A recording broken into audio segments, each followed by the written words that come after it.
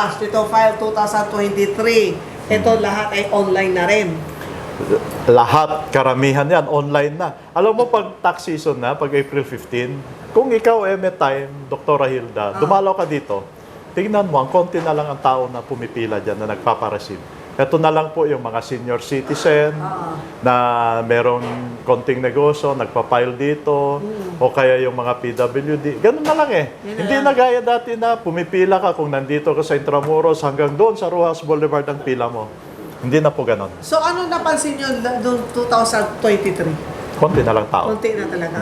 Talagang ginagamit na nila ang system namin. Meron pa rin po ba dumarating ng after the filing period na nakikiusap? Meron pa. Hindi mo naman maiwasan yan eh. Dr. Hilda, hindi mo maiwasan yan. Talagang meron pa rin. Kasi ang dami ng dahilan. Kasi po, hinabol namin. Ganito, nasarahan po kami ng gate.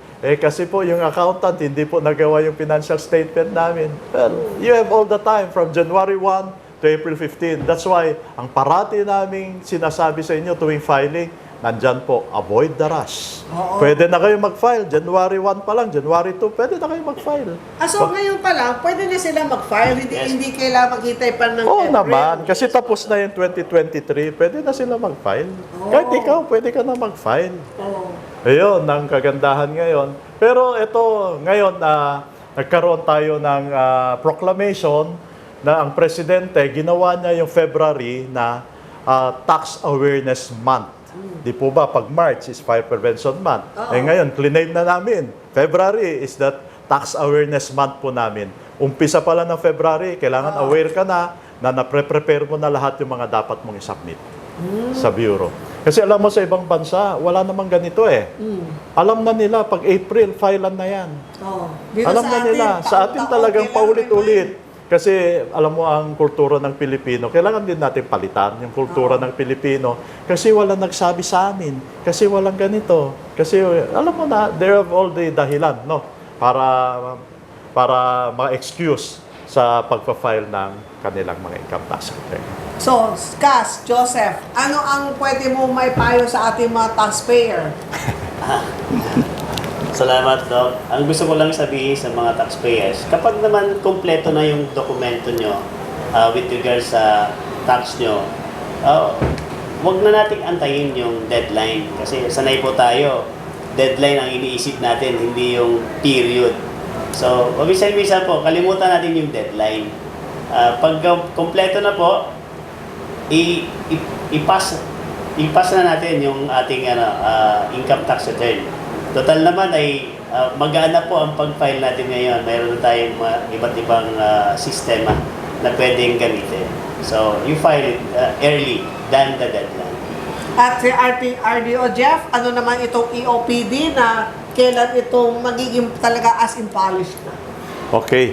Ang EOPT, we will be issuing all the regulations, implementing regulations, RMCs, RMOs, by not later than April 21.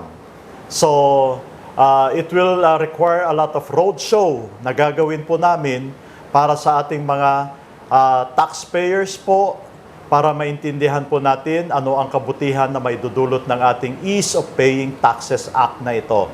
So, i-expect nyo po, pagkatapos ng filing season, magkakaroon na po tayo ng mga tao na mag-iikot para may-explain po ang ating EOPT Act po. So, napakaganda ito. Napakaganda itong act na ito dahil so advantageous para sa lahat po. So ito makakaroon kayo ng mga seminars sa mga taxpayer, lalo sa mga accountant nila? Definitely, Dr. Ong, hindi lang sa mga accountants, lahat po ng mga nagbabayad ng mga taxes po. Na lahat ng nagbabayad ng taxes. So yan po ang ating unang episode tungkol po dito sa BIR at para maging updated po kayo, lagi po kayo tumutog dito sa programang Health and Travel at Servisyo Publiko. Kaya nais ko muna pasalamatan ang ating RDO dito po sa RDO 34, Region 6 dito po sa Manila. Siya po ay si RDO Jefferson Taboga at ang ating cast na Maraming si salamat, Dr. Joseph Casquejo. Yan Thank you po. po. Na magiging suki ko yan lagi dito sa ating programa. Yes, Kaya kung meron po kayong mga suggestion, paano mga topic na hindi pa nyo naintindihan, mag-comment lang po kayo at sigurado, babalik ako. Pero kailangan kailangan po mag-e-appointment muna sa kanila. Kaya muli po, ako si Dr. Hilda Ong, ay yung Agaran Servicio Lady.